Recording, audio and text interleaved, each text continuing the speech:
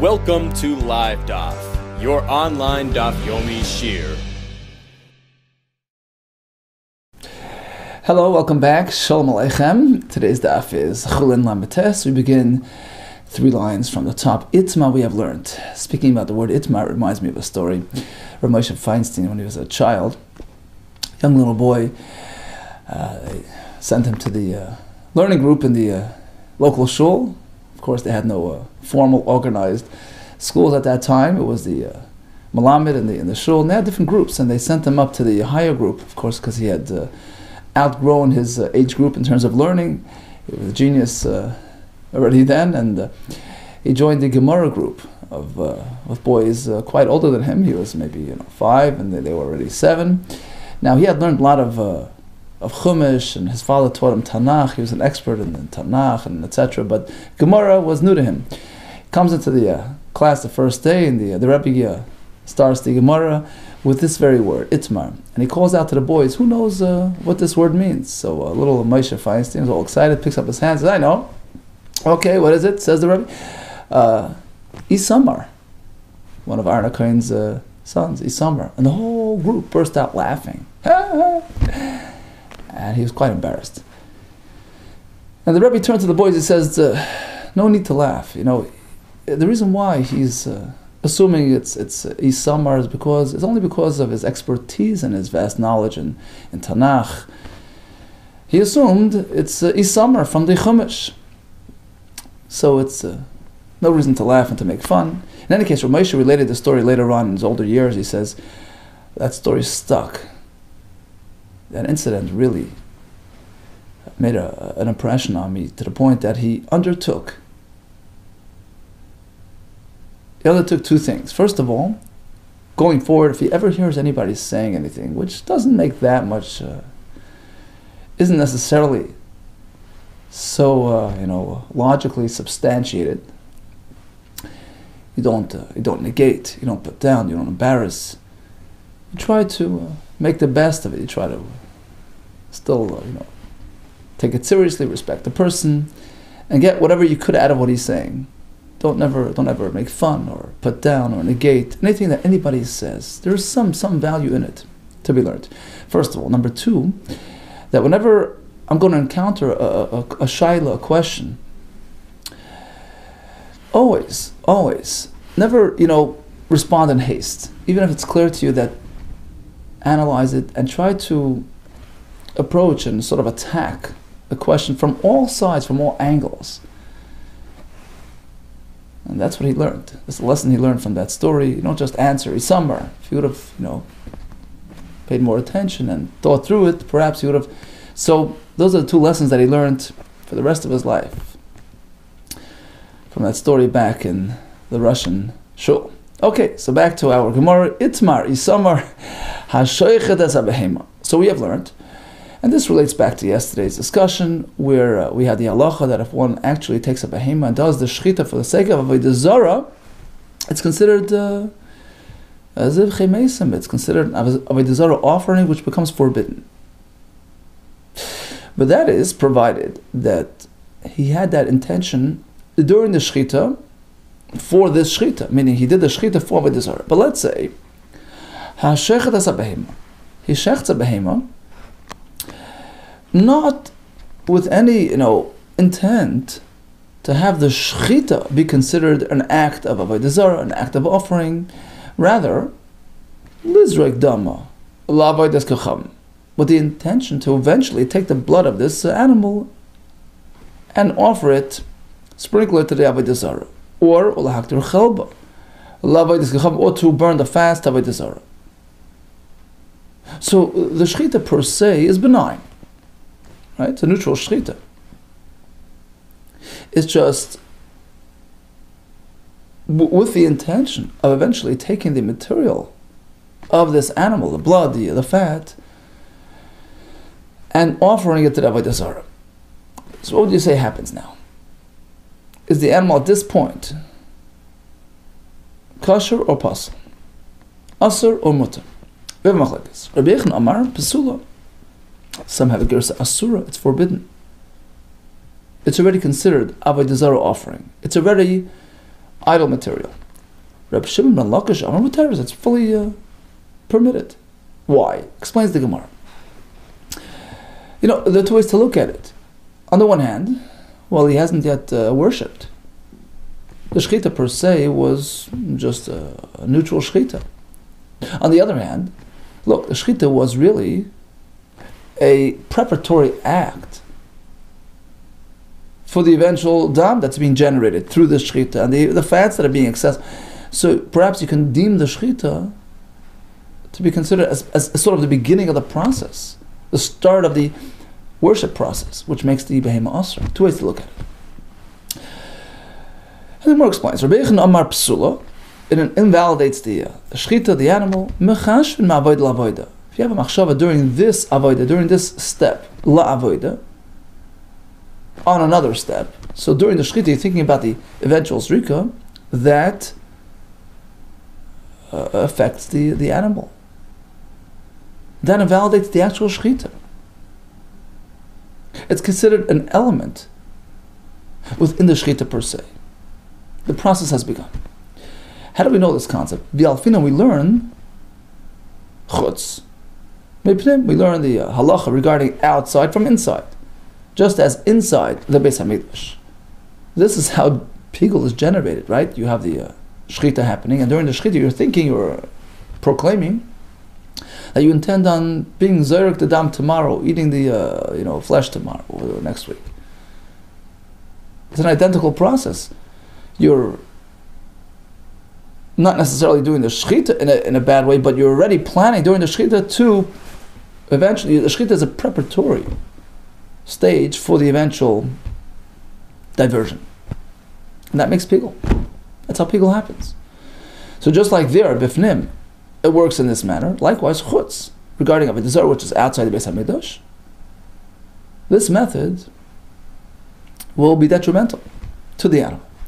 Reish Lakish Amar Muteres, it's fully fine by avodah zarah. We don't compare it to pigul. Ein machashvin ma'avodah la'avodah. The machshava during this avodah, for the sake of the other avodah, doesn't take effect. V'lo yalfinan, v'lo gamrinan, we do not derive, we do not compare chutz mipnim, outside from the inside. V'oz tamayu. This very same machlokes is found in a similar fashion elsewhere. The itma, as we have learned, shachta l'shma. So here we shift to the halach of shaloi l'shma, which we learned extensively in Maseches Zvachim. So he has an oila and he's thinking, okay, this is really a shlamim. Shachta l'shma, he did the shechita for the sake of the proper carbon, but lizrek damash l'shma intends on doing the zrika for the sake of a different carbon. And he's thinking that during the shechita. So again, the shechita per se is okay, it's neutral, it's benign. But during the shechita, he's already intending on doing zrika shlei lishma. What happens? Same machlokes. Rabbi Yechon Amar Pesula, we treat it like a animal that was on like a carbon shlei lishma. It's possible. It's okay. Why? Same machlokes. Rabbi Yechon Amar Pesula, it already impacts the animal at the shechita. Mechashvin ma'aved la'avoda, the avodah of the machshava regarding the zrika, which took place during the shechita, will impact the carbon already now. We learned this from the machshavas pigul, as we explained. This sort of long distance machshava doesn't really work. We do not learn machshavas pigul. We don't compare the two types of experiences. We don't learn shlei lishma from pigul. What's richa? Now, why do we have to repeat the same machlokes over and over? So again, pigul is a given that avodah la'avodah does invalidate the animal, the carbon. But regarding shlei lishma, we have a machlokes. Rabbi Yechon says yes, Shlagish says no. Again, regarding avodah zarah, same machlokes. Rabbi Yechon says yes, it takes effect, Shlagish says no. What's the point of repeating it? What's richa? There's a lesson in each one. Why? The itmar baha, had we only discussed the avodah zarah scenario, I would perhaps suggest, it's only here that Reish Lakish says, ignore it, disregard it. We do not compare and learn something that transpired outside the Beis HaMikdash, i.e. avodah zarah, from pigul, which is inside. It's a different system. But regarding shaloi lishma, which is really inside as well, it's more comparable to pigul, perhaps. We will equate them. Ema moidile Rabbi Yochanan, perhaps you would agree to Rabbi Yochanan that you say machashvin maved lavoid. On the other hand, v'it mar bahach, had we only discussed shloi lishma, perhaps I can speculate by he kam Rabbi Yochanan. It's only there. By shloi lishma, which is very similar to pigel, Rabbi Yochanan says it works. Ava bahah, but regarding avodah zara, perhaps it's a totally different track, different system. Ema moidile l'rishim malakish. Perhaps he would agree to his opponent that ma'avoid lavoid does not take effect. Tzricha, hence both discussions to highlight the machlokes in all situations. Okay, so in conclusion, we have three situations of avoid lavoid. Pigel, all agree it does take effect. So during the shechita, he's thinking, I'm doing the zrika tomorrow. It's pigel. In a similar case by shloi lishma, or b'avodah zara, Rabbi Yochanan says it does take effect, or Shlagash says it doesn't. Masiv Rav Sheshes, I have a question to Rav Sheshes from our Mishnah. Let's just refresh. Our Mishnah is talking about a fellow who took an animal belonging to a guy and did shechita on it. Tanakama says it's fine. There are no avodah zara associations at this point. Rabbi Elazar disagrees. He says the owner, who's a guy, his thought process can actually affect the carbon because it's his, the animal which is his. In fact, it's presumed that his mindset is avodah zara, and that's what he had in mind. The carbon is us, the behema is us. Rabbi Elazar says, the behema is fine. In fact, I will prove it with a kal v'chomer. Amar b'yesi kal v'chomer advarim. What is the kal v'chomer? It's based on karbanis. Uma b'makim. Look, even in a place, in a situation, meaning by karbanis in the Beis HaMikdash, shemachshava peiselas, where the intent does take effect, is critical. Pigel, right? Shloi lishma, these are critical factors when it comes to a carbon. B'mukdashim, by karbanis. So even though machshava is a very strong player, very strong factor by karbanis, nevertheless, it's limited. Only the kohen can impact the carbon with his intention, with his thoughts, with his declarations. It all follows the oived, the one that's doing the actual service, not the owner. Owner has no say in the matter. Okay, so certainly when it comes to regular, ordinary CHULLIN animals, where machshava is not a player, b'chulin regarding regular animals, certainly, wouldn't you agree, that all follows the sheichet. Only the sheichet has say in the matter. The owner is not a player. And therefore we don't have to reckon with the guy's involvement. End quote. Now what did Rabbi Yossi mean? That by CHULLIN, machshava is not a factor. What do you mean? A person does shechita for avodah zara. Of course it impacts the animal. Well, what does he mean there's no machshava? My ein machshava peiselas b'chulin. What do you mean by that? Perhaps he means tolei pasla klal. Machshava never is reckoned with when it comes to CHULLIN. Really? Elo zvicha da avodah as kechav in the mitzvah. We all know that if one shechts for avodah zara, it becomes asur. Heichem eshkachasla. How's that to be found? If you're telling me there's no elo pshita maved lavoid. Apparently he was referring to a very specific, a procedural variation of machshava, i.e., ma'avoida la'avoida. So certainly, if he's thinking during the shechita, on the shechita itself, that it's going to be for avodah zara, of course it's asur. But we're speaking ma'avoida la'avoida. During this step, he's planning the other step. That's what he's referring to. So based on this understanding, let's relearn Rabbi Yossi's statement and see how it fits.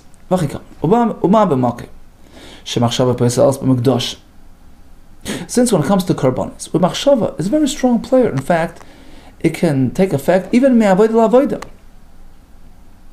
You're doing the shechita, okay, but just planning on doing the zrika shloi lishma or pigel, right? It does take effect. That's going to be a kasha, by the way, in Rish Lakish, who says it doesn't. That's going to be the kasha.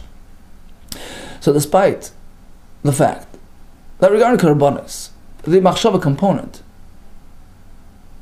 takes on a very broad scope. it's effective even ma'avoid la'avoida. Nevertheless, ein hakoil hoilech ela achar oived. Ultimately, it's only the oived, the one doing the service, the kohen, that can generate this issue. Certainly when it comes to ordinary animals, which has a very narrow scope, it doesn't have the same breadth regarding the effect of machshava. Mokim she'ein machshava peiselas b'chulin. Certainly when it comes to chulin, u'machshava doesn't have the same impact. For instance, may avoid la'avoida. Sure, if you're doing the shechita to serve the idol, with the shechita per se, of course it's avodah zarah, of course it's asur, but avodah la'avoida is ineffective. If he has in mind, shechita is going to be neutral, but it's going to prepare the dam for avodah zarah, no harm was done. That's going to be a kasha on Rabbi Yochanan now. So we're going to have a kasha both ways. Regarding karbanos, avodah la'avoida does take effect. That's a kasha Rish Lakish who says not. And here we have the second part of the flip side of the equation, where he's teaching us that when it comes to avodah zarah, there's no avodah la'avoida. That's a kasha Rabbi Yochanan who says there is. Okay, in any case, let's just finish this kal v'chomer. So certainly when it comes to chulin, where there's no avodah la'avoida effect, ela b'is avoida, only strictly if the intent applies to this avoida for this avoida. So you see, it's a very limited type of equation. Eina din, wouldn't you agree that it's limited further? Shelo yehei hakoy loylech el achar shoichet. That ultimately only the shoichet can have this say in the matter, not the owner. Hence, we don't reckon with the goy, the owner. Okay, that was his point. What relates to us is, we have a double-pronged question now, in both directions. On the one hand, Pnim, his allusion to the karbanos in the Beis HaMikdash, where avodah la'avoida does take effect, is going to be a kasha Rav Shimon Lakish who says it doesn't. On the other hand, chutz, his reference to avodah zarah, which is outside the Beis HaMikdash, where he says avodah la'avoida is not a factor, is going to be a kasha Rabbi Yochanan who says it is. So it's a double-pronged question. Answers the first question could be answered. At this point, when Rav Shimon Lakish made his statement, he wasn't aware of this Mishnah. That was before he learned it from his Rabbi Yochanan, his Rabbi Yochanan Rabbi. But ultimately, he would agree. Labasar, the Shama, Rabbi Yochanan. After he heard it from Rabbi Yochanan, of course, he would agree that and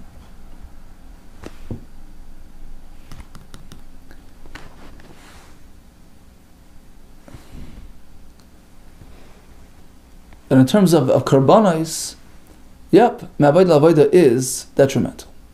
So that's in terms of that question. We all know that Rabbi Yochanan was Rish Lakish's Talmud, right? It was Rish Lakish's Rebbe. There's a whole story, right, that he Rish Lakish initially was a head robber, the leader of the robbers, and Rabbi Yochanan convinced him to come to tshuva and to come back and to come join the Beis Medrash, and he married Rabbi Yochanan's sister, right? And he taught him. He was his rabbi. Okay, Ella chutz kashil Rabbi Yochanan. What about the second part of the question? The Mishnah seems to indicate that regarding avodah zarah, you don't reckon with avodah la'avoida. That's a kasha to Rabbi Yochanan who says we do. Who ma'isivla, the same who presented this question, Rav Sheshes, who mafarically provided an answer as well to solve this question. It says ba'arba avodas. Let's re-understand Rabbi Yosef's statement. He was not referring to avodah la'avoida. All he meant to say was that by avodah zarah, the intent, the machshava, the kavana to serve the idol, do avodah zarah, is limited and only is considered, it's only reckoned with if it transpired during two very specific steps in the process, shchita or zrika. Rashi brings an Amud Beis. It's based on a pasuk where it says zaveach lelehem yachram. So zvichat avodah zarah is reckoned with, and also balach sich neskei midam, pouring of the blood. So these sort of two primary elements in the process if diverted for avodah zarah purposes, are detrimental, considered hakrava, and considered to be detrimental to the animal, make it asr. But for instance, suppose he's thinking of avodah zarah during the kabbalah, receiving of the blood, during the halacha, walking the blood to the mizbeh. That type of activity doesn't relate to avodah zarah, and therefore it's disregarded. And that's what Rabbi meant. In contrast to karbanis, where all 4 steps are critical, are essential to the process, and machshava present during any one of those steps are reckoned with. By avodah zarah, it's limited to 2 steps. So it's to begin with a weaker, more limited scope type of arrangement. He meant like this: certainly by a korban in the Beis Hamikdash, shemachshava poiselas b'mukdash, where machshava does impact the korban to the full extent by karbanas ba'arba avodas during any one of those 4 steps. So despite its breadth, nevertheless, it's only the oiv, the kohen, who's actually doing it, who can actually invalidate the korban through his machshava. We turn to Talmud Bavli. Certainly when it comes to an ordinary animal which is being diverted to avodah zarah, where to begin with it's a very limited type of equation. Makom she'ein machshava peselas b'chulin, by chulin with machshava, will not be impactful. Ella b'shtei avodas, only by those 2 avodas, shchita and zrika. And then would you agree that it's limited further? Only the sheikhet itself who's doing the actual shchita has a say in the matter, not the owner. So we resolve this issue. In any case, we'll go back to smachlekes regarding avodah la'avodah. So by pigul, yes, it's impactful. By shel yishma, and by avodah zarah, we have machlekes. Reichen says yes, Rish Lakish says no. Here comes a riot to Rabbi Yechanan that avodah la'avodah is a factor by avodah zarah as well. Tani kavasei Rabbi Yechanan. Hashaychas abehem elizur gdam alavetz kechavim. Oh, exactly our case. So the shechita per se was not being done as a form of service, but it was lizrek dama alavetz kechavim. During the shechita, he's planning, he's hoping, he's preparing to do the zrika avodah zarah, or lahaktir chelba, to burn the fat of this animal. This is our very case, which was subject to machlekes. What does the Brisa say? It concludes, it's like dead, right? It's like a mace, right? And it's asur b'hana. Okay, that's the right to Rabbi Yechanan, that avodah la'avodah makes it asur. Okay, that ends that point. But we'll continue with the Brisa, which we'll discuss another scenario, and take us down to the bottom of the page.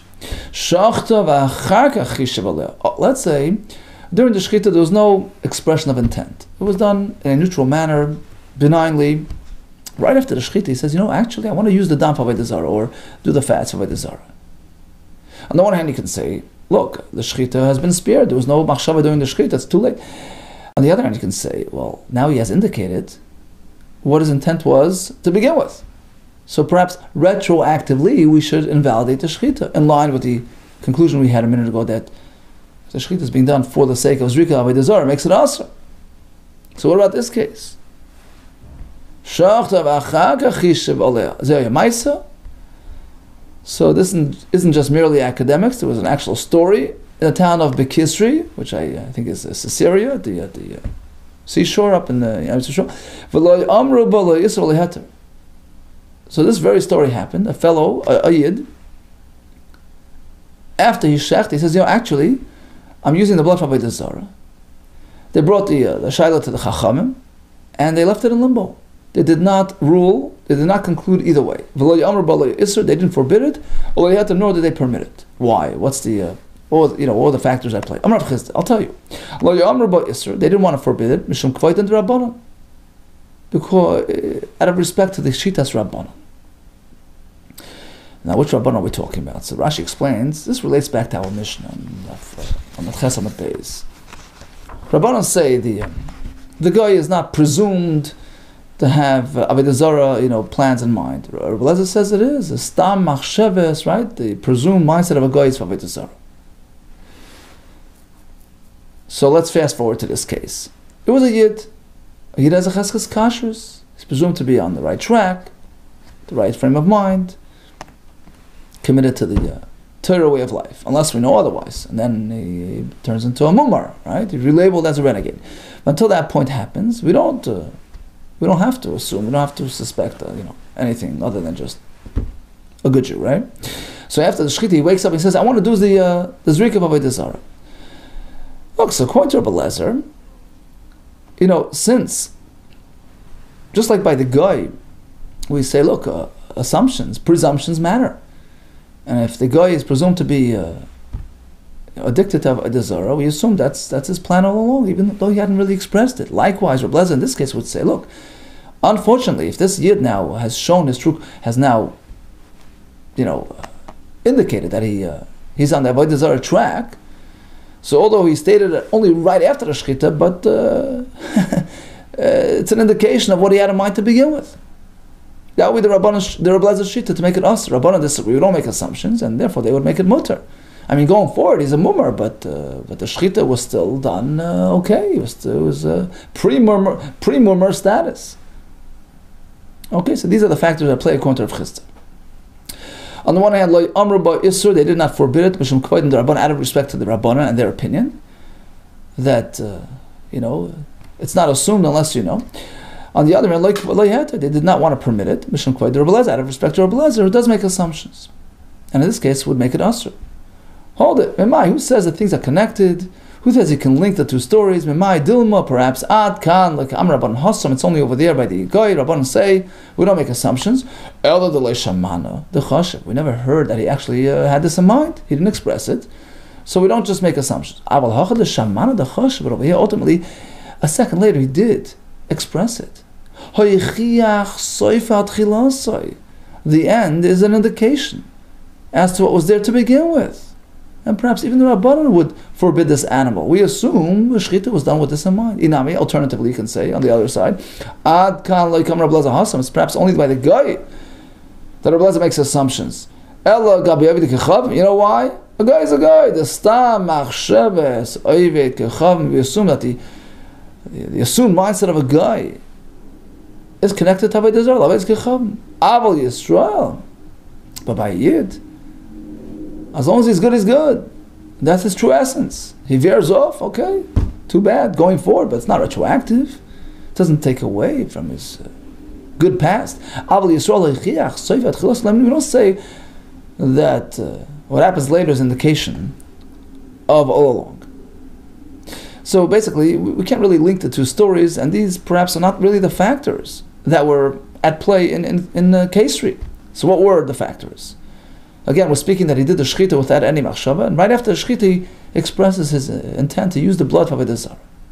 Shall we say it's okay because the shechita was done neutrally, or shall we say it's been revealed that this was there all along? That was his machshava to begin with. The reason why they didn't permit it, because of a different shita. Hi, which Rav Shimon Gamliel? Is it Rav Shimon Gamliel the Gittin? We find Maseches Gittin, where likewise we find the concept of a chiach hasoifa atchilasa, that the indicator towards the end of the story reveals what was there all along. This not as we find in a Mishnah. Habari, a fellow who is perfectly healthy, no reason to think that he's divorcing. She'amar, he calls out to a couple of people. He says, what, kiss will get ishti. Draft a divorce document for my wife, but he fails to instruct them to deliver it. He didn't say the word tenu, just one word difference. He said right, but without saying tenu. We assume it's just a game, he's threatening, it's not legitimate. We have no authority to deliver it for him, unless he instructs us to. In fact, there was a story of Bari, a fellow who was healthy, Sha'amar, who asked that they write a get for his wife. Kiss forget lishti. He went up to the rooftop, and he dropped and he died. Amar Rabbi Shimon Gamliel. And it so happens, explains Rashi, that for some reason they already delivered the get to the Isha. Okay? So he merely asked them to write, and they misunderstood. They wrote it up and gave it to her. And then he dropped off the roof and he died. So what's the status? Is it a valid get or not? Does she have to, if they have no children, right? If there's a get, there's no yibum. There's another question, was she divorced? And can she marry a Kayan, right? She can't marry a Kayan if she's divorced. If she's merely a widow, she could, So we have to figure this out. It depends under what circumstances he dropped off the roof. If he self-initiated that fall, how is a get? Apparently that was his intention to begin with, that was his plan. And he wanted to spare her of this status, so he wanted to give her the get, to spare her of, of Yibum. And although he merely said kissu without giving that extra, instruction to give, that's what he meant. He was just in a haphazard situation. He was hasty and he didn't have the focus, so he missed that word. But that's what he meant to begin with. That was his presumed mindset. Why? Why? Because this provides an indication, retroactively, of what he had in mind to begin with. That's Reb Shimon Gamliel's shita.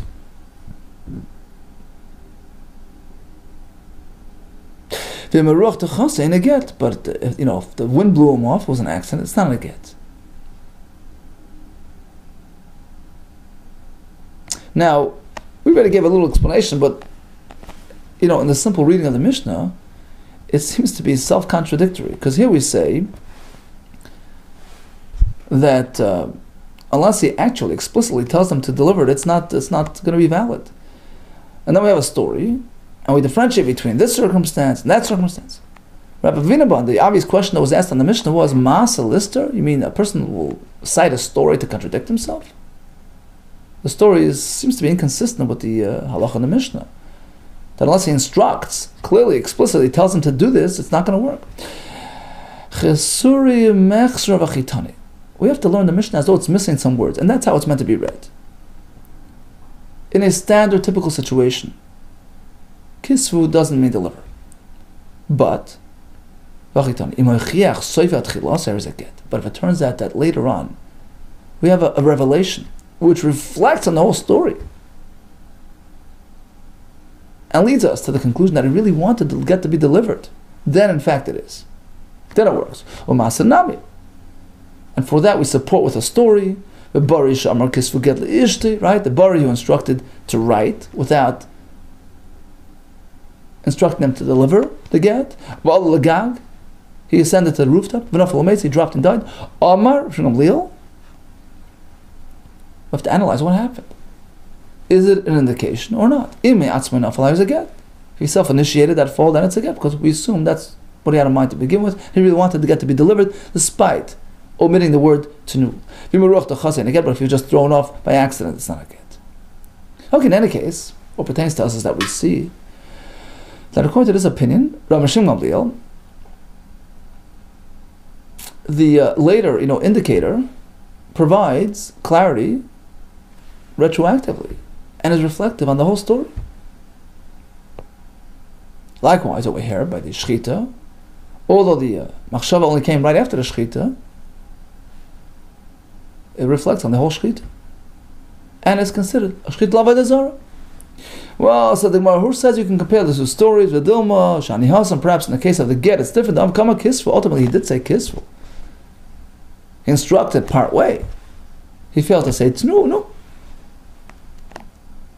So we combine that with the factor, with the fact that he self-initiated his fall. We put two and two together, and although literally he just said kisru, but figuratively he really meant divorce her on my behalf, as opposed to the fellow who did shchita quietly, without any indication whatsoever. Maybe he only woke up after the shchita and decided to switch tracks. Who says the shchita itself was done with that amount? You can't compare these two stories. Elamar Avina. Let me explain to you what the factor at play is. The reason why the Chachamim did not permit the shchita mishum kvoya de Reb Shimon Gamliel, the hach, on account of a different Reb Shimon Gamliel, who likewise applies this concept, but in a manner, in a circumstance which is more comparable to our case, and allows for a fair, connection. The Sanya. Reuben wrote away all his possessions to Shimon. Amongst his possessions, we have slaves. Slaves can be good, but they can be a big responsibility to look after slaves.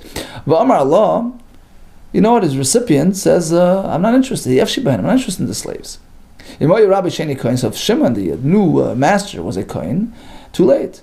It considers his possessions. They can share his truma, just like every eved shares his owner's truma. So despite Shimon's protests, he becomes the new owner. which is startling. We'll see in a minute why. Here comes the Rav Shimon Gamliel. He says, no. Once the recipient, the intended recipient, says, I'm not interested, I have no interest in these. The inheritors of Reuben acquire these slaves, and Shimon is not the owner. The obvious question was asked. The Tanakh, according to the first sheet, how do you explain this? You force Shimon to assume ownership on something he doesn't want. You can't force somebody to take a gift against his will. I feel standing and yelling. Rabba and some say Rabbi explain like this. We're not speaking about a straightforward situation, but a situation that gives to analysis. And the question is how to interpret it. Look, if he's yelling from the first moment, I don't want, all agree that loy kana, he's not going to acquire the slaves. There's no question. On the other hand, if initially, when he heard about the gift, he was silent, which sounds like he was okay with it, then he started yelling, I don't want. Likewise, in this case, we all agree the kana. Of course, it's too late, it's his. The question is, what happened was Reuben was trying to give this stuff to Levi, and Shimon was standing there as well, and he took the shtar, the document, and gave it to Shimon, pick it up on behalf of Levi, and they're all standing together. And Levi initially, did not sound off. A minute later he starts yelling. He doesn't want it. The question is how to interpret his reaction. Tanakama says, look, you were silent. Apparently you consented to the gift. Tanakama said, since he was silent in the beginning of this ceremony, kanenu. So he acquired the possessions, including the slaves. Now that he started protesting, just having a change of heart. Changing his mind. It's not worth it, right? Too late, it's yours. Rav Shimon, little Savar, he says no. The end reveals on the beginning, right? The protest that happened later is a reflection on the whole process. I never wanted them to begin with. So why did he start yelling only later? Why didn't he yell initially? Savar, he figured there's no point. He can't receive the document on my behalf. Savar kiliyase the other. Since the document hasn't really arrived into his hands personally, it was just the other fellow picking it up for him. Am I answer? Why should I yell? So, in his mind, it wasn't a done deal yet.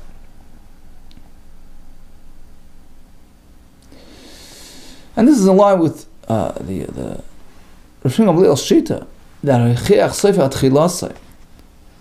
what happens later is an indicator, a reflection on the whole process. Likewise by us. We're only after the shechita decided, I'm going to do this for Avodah Zarah. We don't say, well, it was there all along. Rather, we say the shechita was okay and it's kosher, and that's why they did not want to forbid this animal. Okay, one more piece, getting back to the Mishnah, where a Yiddish sheichet slaughtered the animal on behalf of the guy, the owner of the guy. Rabbi Elazar says the owner is a factor at play. Furthermore, we assume the guy's mindset is on the Avodah Zarah track. The animal is us. Rabbi says, no way. Only the one actually doing the act, the kohen in the Beis Hamikdash, or the sheichet in the shlachtah, only he has a say in the matter, not the owner. How do we paskin? Rabbi Shmuel, halacha. The halacha adopts Rabbi Yisi's shita, Rabbi Yisi. The owner is not a player. In fact, there was a story, Hanutaya, these Arabs, the Oslo Tzakuni came to this town Tzakuni, Yoyev Dichri, they took their rams, and they handed it to the Jewish slaughterers, L'Tabachi Yisrael. Amrlu, and they said, look, let's make a deal. Amrlu, Dama, the blood of these animals, but Tarb and the fat, Lidan, come back to us for Avodah Zarah purposes, and you keep the rest. Good deal. Mashcha, the hide, the viscera, and the flesh, you keep it. Shechted, kosher, keep everything except for the blood and the fat, which we need for the idol worship. No. Shalcha Rav Tuvi Barav, Masna Kamei Rav Yosef. So Rav Tuvi sent this question to Rav Yosef. What do you say about the situation? I mean, this is the classic Mishnah case, right? Goysha owner, Jewish sheichet. Shalach Leisi responded, it's perfectly fine. Hachi Amar Vidam Shmuel, we know the halachot Rav Yosef. So despite the fact that the owner clearly expressed his intention, in this case it was clearly expressed, I'm going to use it for Avodah Zarah, does not impact the whole animal. Because the shechita was done properly. Amalei Rav Achaber Rav Avya, he asked Rav Ashi, let's shift tracks for a second. Let's go to Rabbi Elazar's opinion. Rabbi Elazar, who holds that, yeah, the owner does impact the animal. If the owner is a guy, the animal is deemed to be asr. Rabbi Elazar, suppose it wasn't really fully owned by the guy.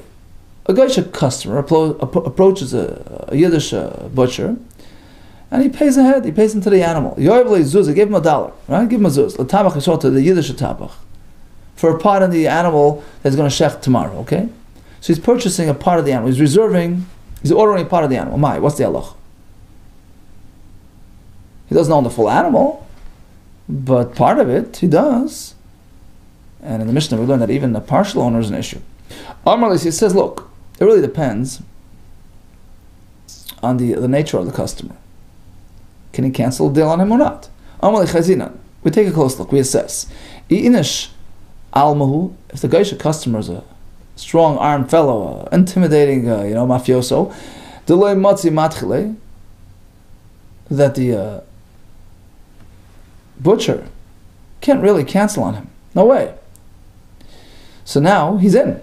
He bought into the animal, he's in. He's a partial owner, usr, and the animal is considered usr, due to the fact that the shechita is being done on a partially, goyish owned animal, and presumed to be favay dezar. But otherwise, suppose the butcher can just, cancel on him. So in this case, it does not take effect. In this case, his order will not affect the animal. Amrulay, the butcher, the Yid can tell the guy, Rei Sheikh, your head, Vahar, and the mountain. Go bang your head in the mountain. Bang your head in the wall. Meaning to say like this, Rashi explains. Although technically, halachically, the guy has already purchased part of the animal. In fact, when it comes to a guy, ma'ois hakoinais, simply payment. By a Yid, you need payment and, mashicha, physical. By a guy, payment is deemed a proper acquisition process. He's considered a partial owner. Nevertheless, the Yisrael can tell the customer, at least in his mind, theoretically, he can tell him, he says, look, I allowed you into the animal to benefit me, to give me business. I did not allow you here to ruin it for me. So in terms of that, you're not part of my equation. And Ramban adds, and based on that, even the guy is not fully really committed. He doesn't view it as really his animal to the extent that he'll have in mind for the zara and in a serious manner, because it's sort of pending.